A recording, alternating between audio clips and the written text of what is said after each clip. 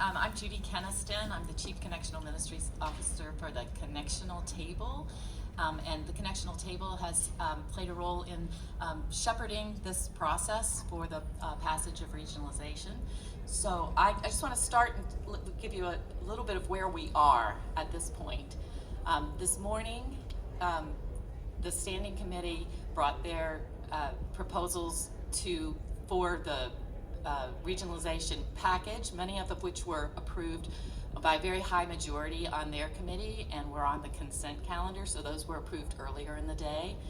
This last petition that we just passed was the one that contained the constitutional amendments for making all of these changes, and that required a higher bar, a 2/3 majority vote. No, is that right? 2/3, yeah, 2/3. Yeah, I had those percentages. I kept thinking 66 and 75 as they were coming up on the board, but either way, it was good. So it's 2/3 majority, and that vote came up in this session, which was requested by the delegates to continue the plenary this morning to consider that.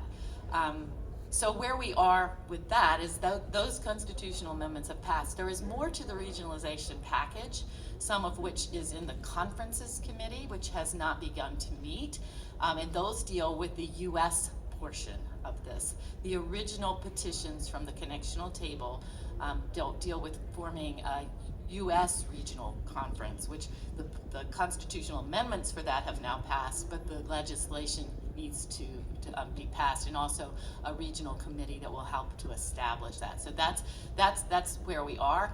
I do want to address, before I turn this over to Dee, who's a member of the Standing Committee, and also the bishops that are here, and other members from the Christmas Covenant, in terms of the collaboration that happened, and I'll let you all talk about that. But I do want to address one of the concerns was whether having not all of the delegates present at the General Conference would affect this. But the vote total that we had was greater than the number if all delegates had been seated. It would, the positive votes, the plus positive votes would have still carried with all delegates, even if they had all voted in opposition. So I think that's a significant point. So Standing Committee brought these petitions to us, and I'm going to turn to Dee. Thank you. It is an honor to serve on the Standing Committee on Central Conference Matters. It is the one committee in our denomination for whom the majority of their members are from our central conferences. And because of that, we have very, very rich conversations. We have very open and honest conversations. And so one of the things that excites me about this is that these petitions had the perspectives of people from around our worldwide connection ingrained in it. And I think the other thing that's really critical to say and to emphasize is that these petitions originated with the Christmas Covenant, which were also majority of lay and clergy members from our central conferences. And so the root of these petitions really come from those of us in our central conferences. I think that's something to be celebrated, because it is very rare in past general conferences where it is the voices of our central conferences who have the center stage and prevail. And so I celebrate that this is a beginning of a new way of being a worldwide church, where our voices of leaders from our central conferences are actually heard, are read, and we can begin to listen to one another in new ways. And I look forward to being able to live into a reality where the United States is not at the center of our denomination. I believe that it is not helpful for us to be at the center of our denomination, and that we need to be in relationship and in mission and ministry with our brothers and sisters around the world. And I look forward to just the amazing opportunities that we will have together. Just indebted to people from the Christmas Covenant who really worked on the ground, making sure that messages went out, that there was accurate information. And so the vote that happened today is the result of a lot of hard work, a lot of hours spent by people like Miss Priscilla, who's down here in front of me, who worked to make sure the messaging got out in ways that people could actually receive it. And what a beautiful way for us to be able to celebrate that we're a worldwide church, where it's the people around the world who take responsibility for communicating. And we see the result of that today. So I'm just greatly indebted to all of our members around the world, and am indebted to the members of the Standing Committee on Central Conference Matters who had the deep, hard conversations with each other and then recommended this constitutional petition with the unanimous vote in support. So thank you. I would just add and appreciate so very much what Judy and Dee have already said. I believe it's a historic day for our church, and it's a day that we can really celebrate, even though there's more work to be done. It was February a year ago that there was a joint Zoom call between the executive committees of the Standing Committee on Central Conference Matters, the Connectional Table, and members of the Christmas Covenant, where we agreed in that conversation that it would be far better to come into this general conference with a unified proposal rather than having three separate angles to this being looked at. And so I look upon today as really the ultimate example of what collaboration looks like.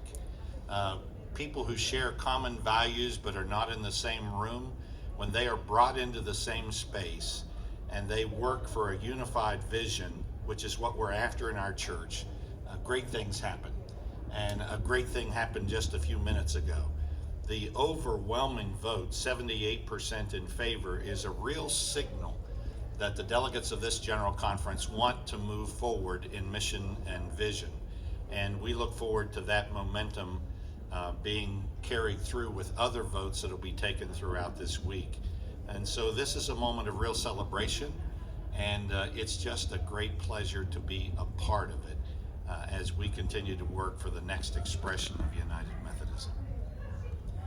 I am Bishop Tracy Smith Malone, the incoming Bishop of the Council of Bishops, and I affirm all that has been shared here, and I'm very appreciative of the collaboration, as Bishop Bickerton has just indicated. Just watching how the Standing Committee on Central Conference Matters, watching how the Connectional Table, how the grassroots, the Christmas Covenant, and others have worked together in order to create this united regionalization work that has come before the General Conference. I had the privilege of serving as the convener of that collaborative effort that Bishop Bickerton just mentioned. And I can just recall, as we did that work together, as those groups came together, members of each of those entities, the first work was to get at what our core principles and what our core values were. To recognize that although there were different petitions and different plans being put forth, at the core were the essentials where there was agreement. And just to watch all of these entities work together to come with a piece, a regionalization plan and vision for the church, and for this body, this assembly, to affirm this at the level that they have.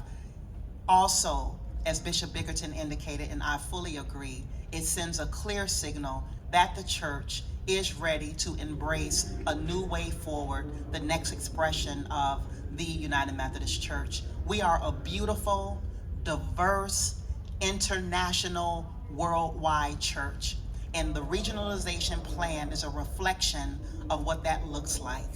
Yes, it decenters the U.S., but it also dismantles colonialism, giving a sense of agency, a sense of autonomy, while still keeping us connected missionally, still keeping us as one body, people called United Methodist.